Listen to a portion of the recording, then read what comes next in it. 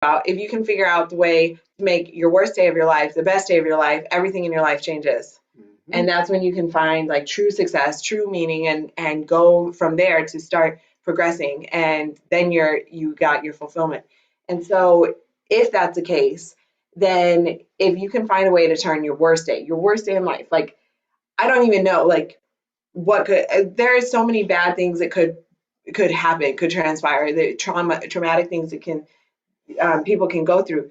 And if you can find a way to make those things turn into the best day, like we should never have bad days, because the crap we deal with on little day-to-day basis is nothing near what some people have gone through. And maybe what you've gone through, or maybe all of us have our tolerance, all of us have our worst days, right? And so it's like our day-to-day should never be bad, because we should always be able to find the silver lining in that. It does take time to kind of train your brain to think differently. It's really adopting a stronger mindset as you evolve, as not just an investor, but as a person. Yeah. Because I'll be the first one to say that every human, in my opinion, has negative emotions, negative feelings, negative thoughts that they go through at some point in their life. And as we live longer, we have more and more experiences, positive and negative. But what our exposure to these experiences does is it unfortunately sometimes creates addictions. Addictions to that negative behavior. Oh, well, the last seller said no, this one will probably sell no. The last time I tried to do that business venture, it failed. So, the next one probably won't go well either. And we start to have this, not an addiction like we want it, but you keep doing the same thing over and over and over, patterns emerge. And once patterns emerge long enough, they become habits, and then you can really safely call them addictions.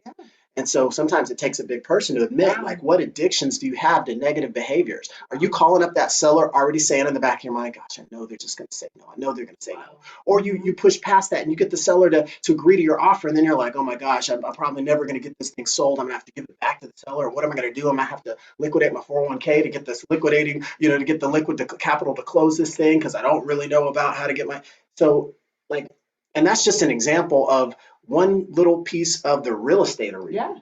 I'm not even going in our personal life where we have these addictive behaviors that are really cycles and thought processes. When we have a loss, how do you feel when you get rejected? How do you feel when a deal falls apart, or something you were anticipating, or you get stood up on a date? How does that feel? Do we develop addictions to those behaviors that shape how we look forward at new and untainted experiences in life?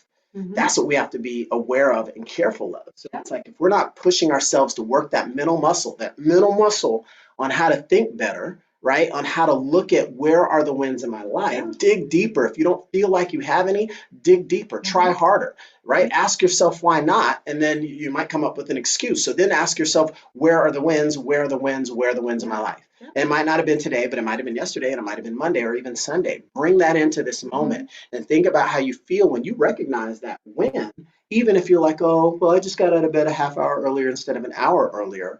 You're just trying to get up earlier. You're just trying to do better for yourself. Is a win. And you need to recognize it and celebrate it. And if no one else has told you till now, I'm here telling you, celebrate your wins day. And it's simple things. Like you just shared, like mind-blowing stuff, like the idea of your habits are addiction. So it's like we all, as people, probably, I think that we all probably choose words that suit us and that soothe our ego, right? So we might use the word habit or ritual or discipline, tendencies, routines, when we really should be using the word addiction. Call it what it is. Right. We might say we need to, or we enjoy doing happy hour with our friends, or you know what, I can't wait on Friday. I look forward to going here because I always do this happy hour, and it's a time to relax. It's a time to take a break. It's a time to disconnect or to unplug from the day-to-day, from the work. And all that is sedation.